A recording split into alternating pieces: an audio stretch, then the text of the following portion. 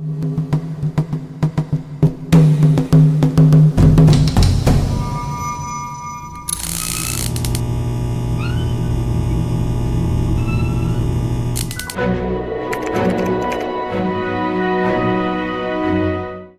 pensée de la semaine.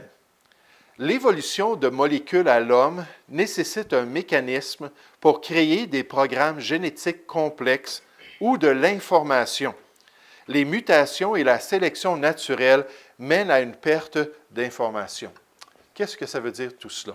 La théorie de l'évolution qui est enseignée dans notre monde affirme que des formes organiques simples sont apparues dans le passé lointain, dans une grosse soupe organique. Il y a eu ces premières matières vivantes-là qui se sont développées, qui étaient simples jusqu'à un certain point, puis qu'elles se sont progressivement développées pour devenir plus complexes, pour devenir en fait toutes les espèces que nous voyons autour de nous dans la nature. Donc, c'est ce qu'ils enseignent, que ces organismes primitifs-là ont évolué sur de longues périodes de temps pour remplir la Terre des différentes espèces qu'on côtoie aujourd'hui, et on nous dit, et même l'être humain. L'être humain qui est parti de cette famille-là des primates s'est développé progressivement et il est devenu l'homme d'aujourd'hui. Et ça, c'est la théorie qu'on appelle générale de l'évolution. Un homme qui est un zoologiste nous donne cette théorie-là, qui est la standard dans le monde académique scientifique. Il dit, la théorie générale de l'évolution est que toutes les formes vivantes dans le monde sont apparues non pas à cause d'un créateur. Ce n'est pas Dieu qui a créé toutes les formes vivantes en 6 jours. Non, sont apparues à partir d'une source unique qui vint elle-même d'une forme inorganique. Donc ça, c'est la théorie générale, c'est le standard quand on parle de l'évolution.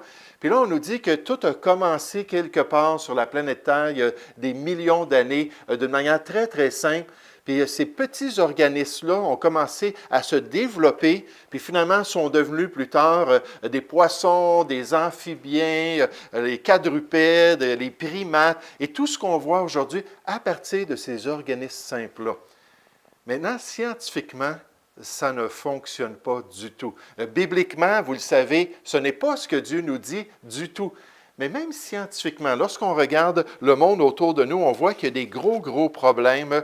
Puis notamment le fait qu'on nous dit que toutes les formes vivantes sont apparues d'une source unique. Donc une première créature qui a commencé à vivre sur la planète Terre pour ensuite se développer et devenir toutes les espèces. Puis cette forme unique-là est partie d'une forme inorganique.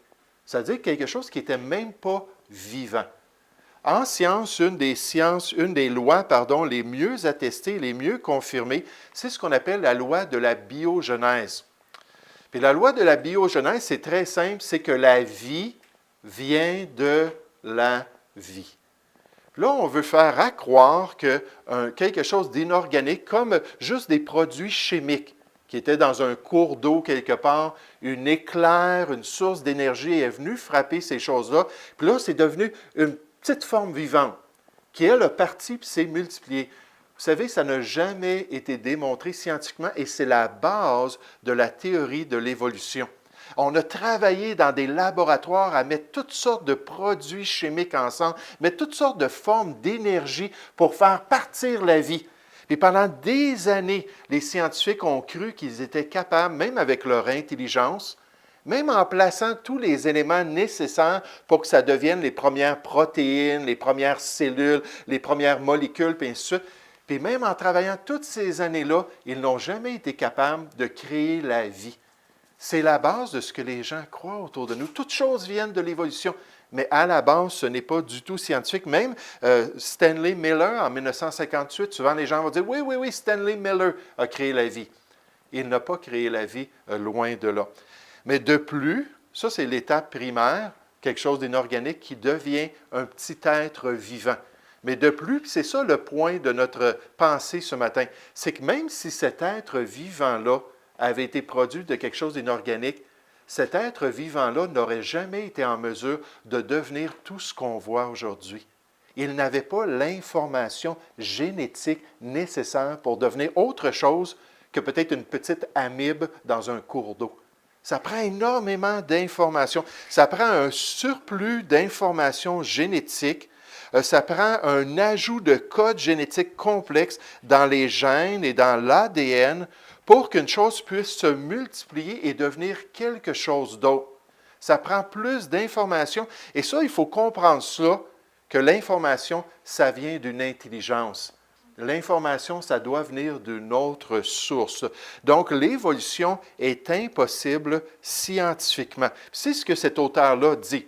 L'évolution de molécules, ces premières formes de vie-là, à l'être humain, hein, on considère l'être humain comme une des formes les plus évoluées sur la planète Terre, nécessite un mécanisme pour créer des programmes génétiques complexes ou de l'information. Puis là, on nous dit souvent, ben, c'est les mutations.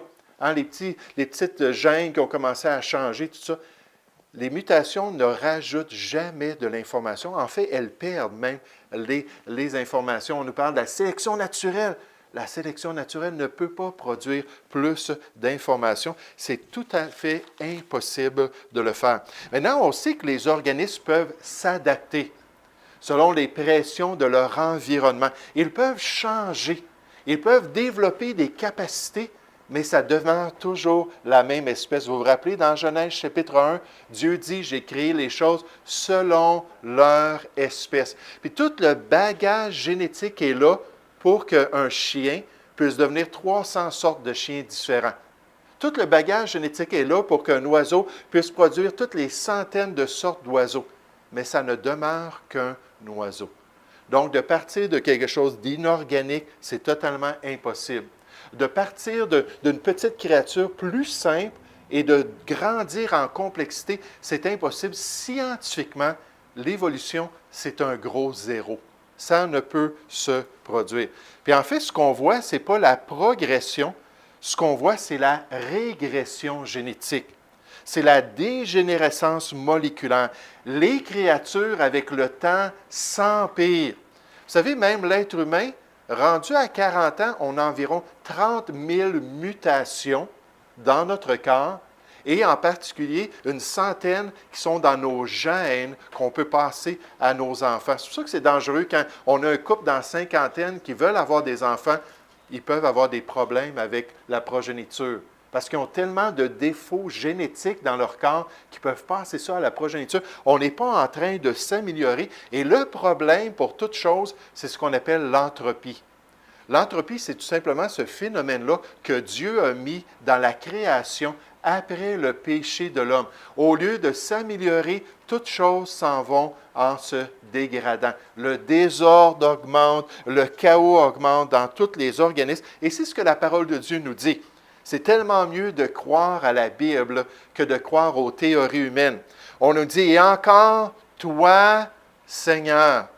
Puis là, on voit la loi de la biogenèse, la vie est venue de la vie. C'est Dieu qui a créé la vie. Toi, Seigneur, tu as au commencement fondé la terre, et les cieux sont l'ouvrage de tes mains. Ensuite, on nous dit, ils périront. Pourquoi? À cause du péché de l'homme. Et là, c'est là qu'on voit le phénomène de l'entropie. Ne prenez pas soin de votre maison. Laissez-la aller sans l'entretenir. Puis dans 15 ans, on ira la voir pour voir ce qu'elle a de l'air. Ne prenez pas soin de votre voiture. Hein, ne la lavez pas, puis ainsi de suite. Puis dans quelques années, on va voir ce que votre voiture a. Ne prenez pas soin de votre corps. Puis qu'est-ce qui va arriver à votre corps? Ça va s'en aller en dégradant continuellement. C'est ce principe-là de l'entropie. Dieu dit, ils périront, mais tu subsistes. Ils vieilliront tous comme un vêtement, tu les rouleras comme un manteau, et ils seront changés, mais toi, tu restes le même. Vous savez, Dieu est en dehors de la nature, il est en dehors de sa création, et il n'y a pas de malédiction sur sa personne. Lui, il n'y a pas de principe d'entropie pour lui. Tu restes le même et tes années ne finiront point. Un autre exemple de cela. Levez les yeux vers le ciel, nous dit Ésaïe, et regardez en bas sur la terre, car les cieux s'évanouiront comme une fumée. La terre tombera en lambeaux comme un vêtement, et ses habitants périront comme des mouches. Mais mon salut durera éternellement, et ma justice n'aura point de fin. Il n'y a pas d'entropie sur notre salut. Nous, on possède la vie éternelle. On va pouvoir vivre avec Dieu pour toujours. Donc, la théorie de l'évolution, c'est un gros zéro. Bibliquement, c'est certain. C'est un gros zéro scientifiquement. On ne peut pas avoir la vie de quelque chose qui n'était pas vivant et on ne peut pas avoir le développement d'une vie simple pour devenir toute la vie complexe qu'on a autour de nous. C'est une fable. La Bible nous dit que les gens détournent l'oreille de la vérité pour se tourner vers des fables. Et c'est exactement ce qu'on voit dans notre société moderne. Donc, ce matin, oui, la théorie de l'évolution, on peut jeter ça aux poubelles.